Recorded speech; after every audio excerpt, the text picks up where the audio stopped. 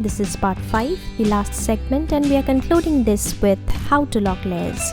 To show you the different locking systems, I have prepared a layer which has got an opaque gradient box and a partly transparent box, and the area around the two boxes are totally transparent, meaning there are no pixels in there.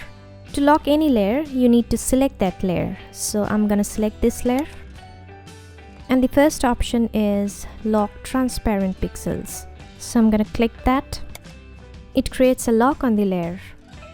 What it does is that it keeps the transparency or the opacity level of each part of the layer intact. Let me show you what I mean. I'll select a foreground color,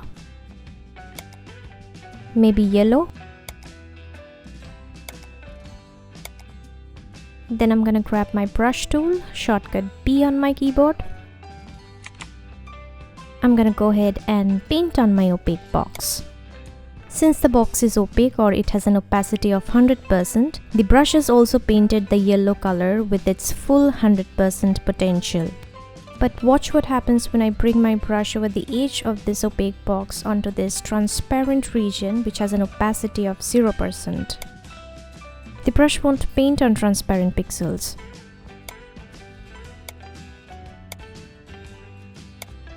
And the logic behind this is again the same. With the transparency lock active, the brush mimics the opacity of the portions of the layer. So since this transparent region has an opacity of 0, the brush also paints this region with the yellow color with an opacity of 0. Hence there is no paint. I'll go back a couple of steps.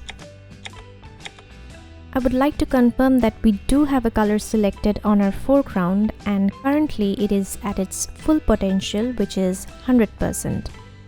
I'm gonna reduce my brush and paint a couple of times on this transparent region again to show you that the brush indeed paints the yellow color with an opacity of 0% for this transparent region.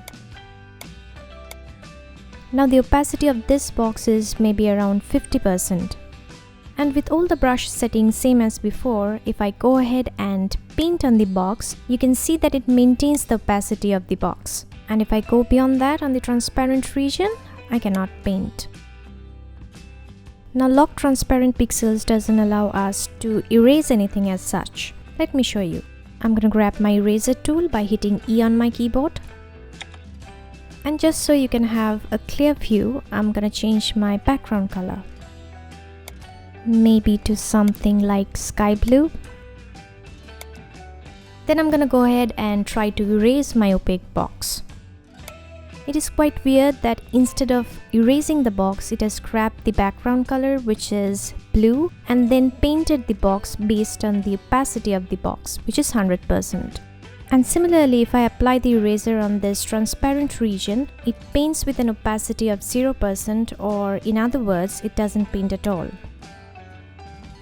And as you might have guessed, for this semi-transparent box, which has an opacity of maybe around 50%, if I run my eraser tool on that, it's gonna paint with 50%. The other thing about transparent pixel lock is that with it still active, you can move stuffs in your layer without any issue. There are two ways to unlock the layer. First, select the layer and then click on the lock which has been applied. This unlocks the layer. Let's lock the layer again, and the second method is just to click on the lock on the right side. For the next lock, I'll again select the layer, and this lock neither allows to paint anything on the layer nor allows to erase anything from the layer. I'll have the brush tool, but when I try to paint, it gives me this stop sign instead of the brush. If I click on the canvas, it says could not use the brush tool because the layer is locked.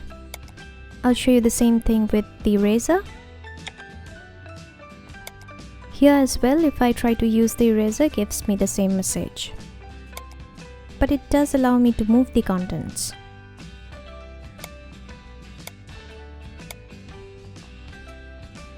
The next lock puts restrictions on any kind of movements.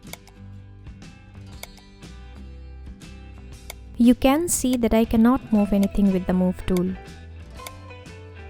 However, with the brush tool, I can paint with the foreground color.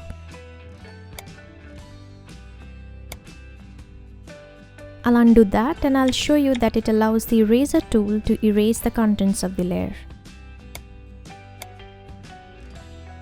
I'm gonna select the layer for the next lock. Now this lock is the ultimate lock. This is absolute. If you apply this, you will be able to do absolutely nothing with the layer. So it won't move, won't let you paint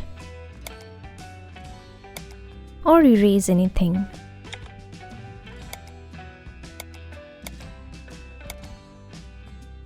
For the last type of lock, I have prepared a different example. I have created an artboard. Now if you don't know what artboards are, I have an entire series dedicated to artboards, the links of which you will find in the description or in the info tab. This artboard contains a circle and a gradient background. Now if I grab the circle and drag it outside the visible canvas, it comes out of the nest of Artboard 1. In the layers panel, you can also see that the circle has come outside the domain of Artboard 1 and it is on its own. Then if I grab the circle and move it inside the visible canvas, you can see that it has nested inside Artboard 1 again. Let's apply this lock, which is Prevent Auto Nesting lock, on this circle layer. Then when I try to drag and move the circle outside the nest of Artboard 1, it just turns invisible because it's still inside the nest of Artboard 1.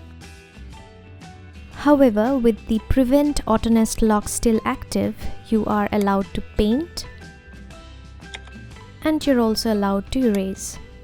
I'm gonna hide the layer underneath so you can see that the deleted area is indeed transparent. And obviously you've seen that you can move them.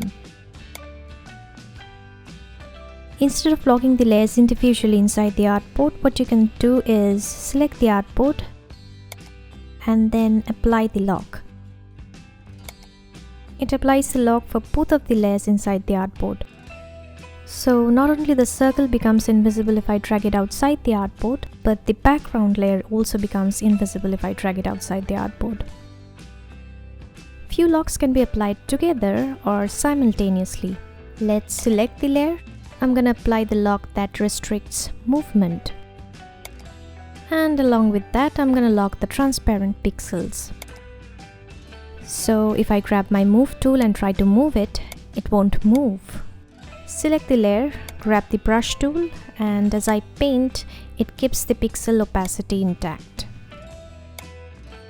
Also, the eraser doesn't work the usual way. It grabs the background color and paints with the opacity intact.